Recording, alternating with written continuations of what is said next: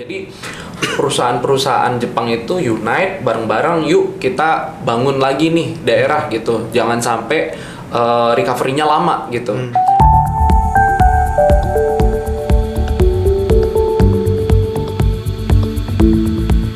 Gitu. Jadi 1% revenue dari, kan kita bayangin loh mas, kan raksasa nih perusahaan-perusahaan Jepang waktu itu menyisihkan revenue-nya khusus untuk pembangunan ini, dan di saat inilah voluntary action di Jepang itu benar-benar sistematis. Tapi ada satu hal yang waktu itu miss gitu mas. Jadi anak-anak di Jepang itu rentan terhadap post traumatic gitu.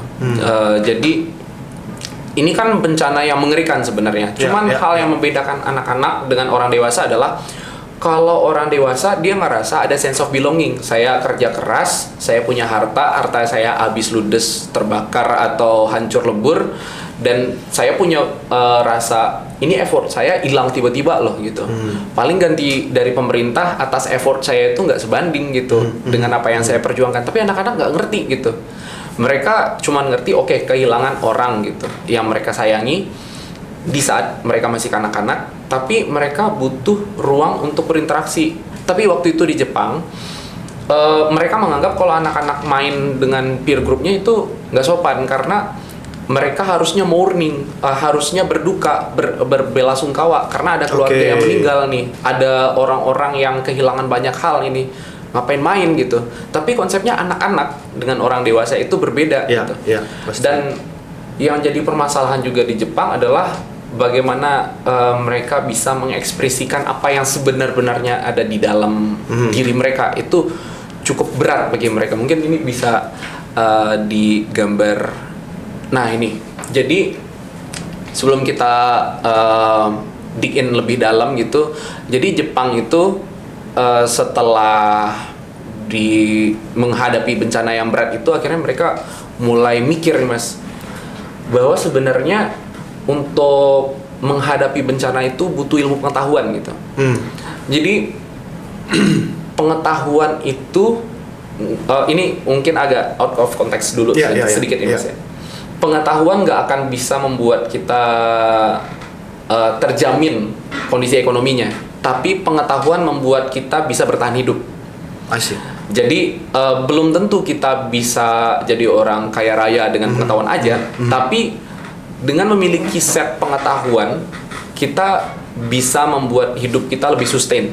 Kita mampu untuk bertahan dengan kondisi-kondisi tertentu gitu. Nah, tapi untuk menghadapi bencana dengan kondisi Jepang yang secara geografis itu sangat beresiko, prone to disaster istilahnya, di Ring of Fire, mereka butuh science base, butuh integrasi dari beragam ilmu pengetahuan untuk bisa men-tackle permasalahan ini nih. Nah, bagaimana post traumatic itu nanti bisa dilihat di gambar selanjutnya nih.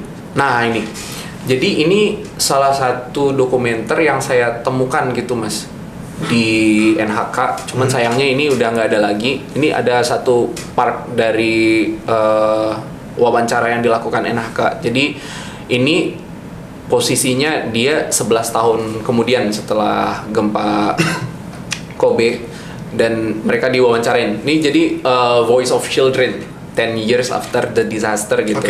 Jadi ini menariknya adalah waktu anak-anak tuh mungkin kita belum tahu, karena kan kognisi anak-anak waktu itu masih bermain, have fun dengan teman-teman. Tapi setelah dewasa, reality check kita baru nyadar kita hidup tuh di realitas, bukan di dunia kanak-kanak lagi. Nah ini kita bisa lihat flow dialognya ya mas ya. Nah, my sister and mother were swallowed up by the tsunami right before my eyes. Jadi dia bisa benar-benar lihat langsung gitu. Lalu that left the deepest scar in my entire life. Jadi itu dia di dalam hatinya itu udah benar-benar devastating gitu, sangat-sangat sedih gitu. Terus lanjut because my family is so close knit. Gitu. Jadi yang menarik juga masyarakat Jepang itu, meskipun mereka itu nggak ekspresif, tapi bonding keluarganya itu kuat gitu. Nah kita lanjut. I feel deep inside that I don't want to bring it up. Nah itu dia tadi yang jadi permasalahan. Dia nggak berani untuk ngungkapin itu. Terus bisa di next. I don't want to burden anyone with my true feelings. Jadi dia nggak mau menjadikan ini beban bagi orang lain. Nah, yang mungkin menjadi permasalahan itu adalah mungkin semangat kayak Bushido gitu. Kita bisa nih, kemampuan kita untuk survive itu. Nah, vulnerability sama ethos untuk bertahan hidup itu kadang-kadang irisannya itu agak-agak mengerikan gitu, Mas. Ada dua titik ekstrim. Yang satu, saya mampu bertahan dan bisa menghadapi segalanya. Di satu sisi, saya juga manusia. Saya juga punya titik lemah gitu.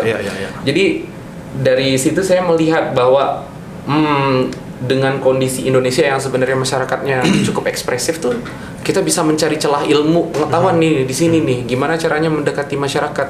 Ya bisa lanjut lagi. Jadi yang tadi itu kurang lebih kayak gitu dulu sih, Mas. Yang saya melihat bahwa wah, ini pelajarannya luar biasa ya. Jepang itu dari kondisi yang hancur lebur nih, pasca bencana bisa recover ya ternyata gitu.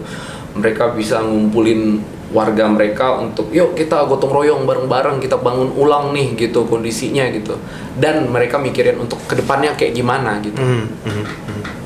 Nah, kalau dari apa yang tadi Mas Muklis sudah sampaikan, kira-kira apa yang kemudian membuat Jepang sadar bahwa pendidikan anak usia dini ini menjadi penting? Maksudnya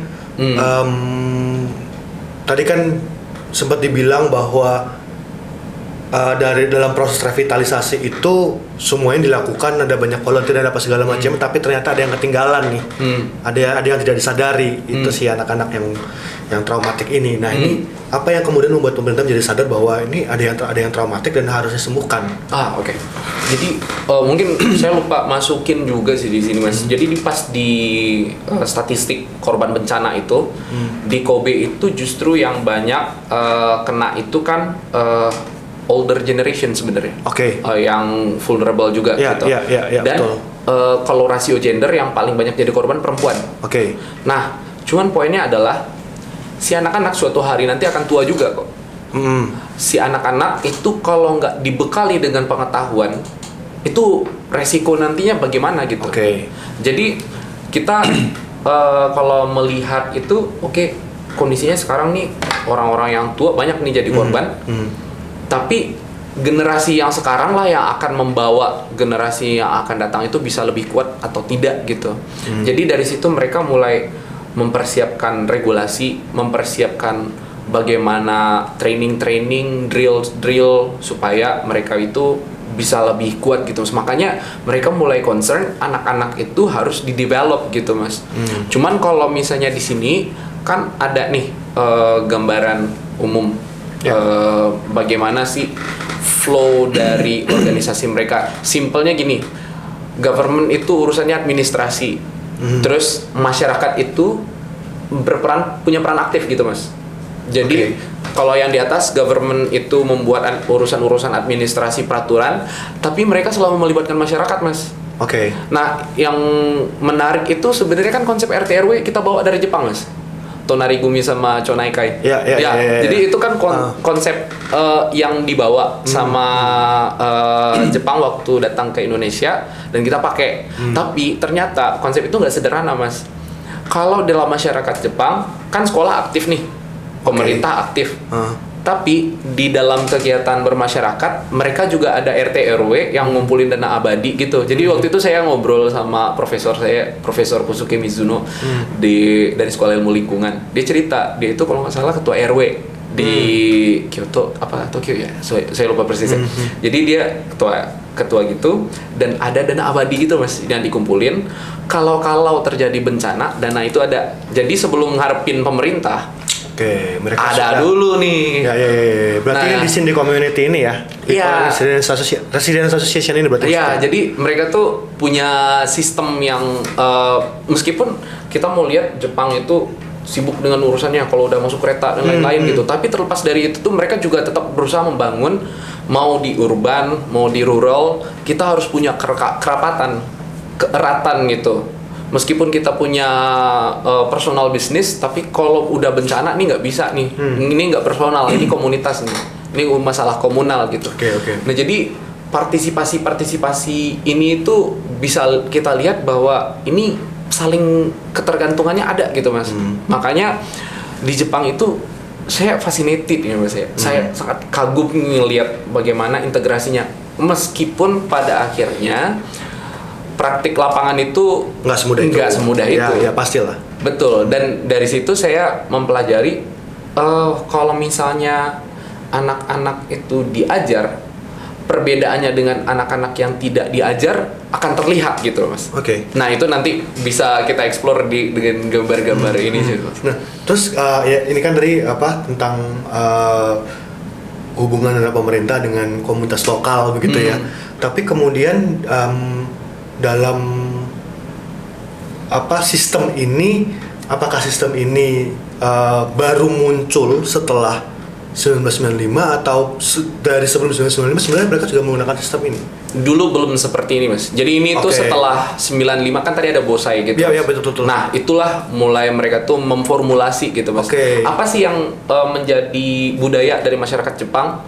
Bagaimana sih kultur bekerja di dalam masyarakat? Mereka tuh nggak serta-merta bikin aturan doang gitu mas. Mereka menyocokkan apa yang ada di dalam masyarakat dulu, sistem yang udah ada di masyarakat kan kayak kuil-kuil itu punya peran aktif loh mas. Jadi ini sebenarnya belum tugasnya belum selesai kalau saya bilang gitu. Tesis ini itu masih belum selesai, masih jauh gitu mas. Karena saya juga mempelajari tentang kebencanaan kan baru mulainya 2020 gitu mas. Udah jalan 4 tahun. Tapi menurut saya ini masih panjang perjalanan saya dalam mempelajari ini.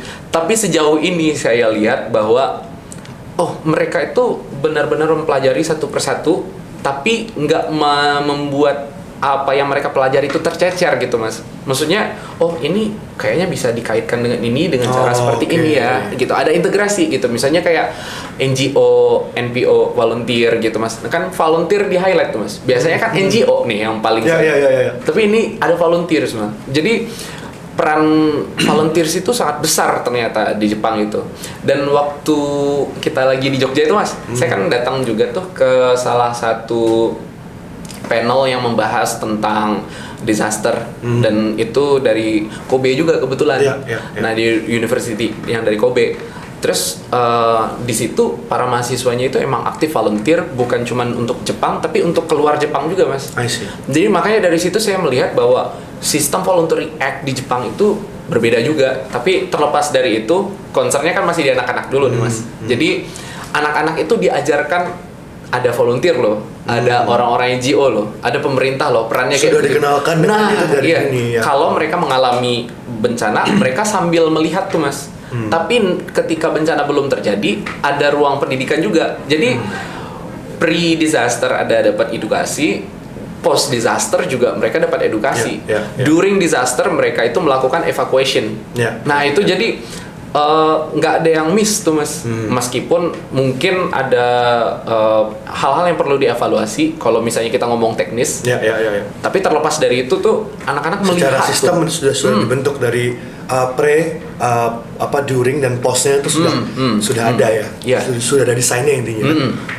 Nah, jadi itu hal yang menarik tuh mas. Jadi karena kan di sini bisa dilihat mas, ada community bahwa anak-anak itu masuk dalam community. Jadi drill itu atau trial apa yang terjadi, simulasi dari respon terhadap bencana itu bagaimana sih dirutinkan gitu mas. Karena tabiat paling dasar manusia itu salah satunya pelupa gitu mas. Seingat-ingatnya kita itu kita punya mekanisme melupakan sesuatu di kepala. Dan kalau kita berbicara teknis, kalau olahragawan biasanya itu ngomongnya muscle memory gitu mas.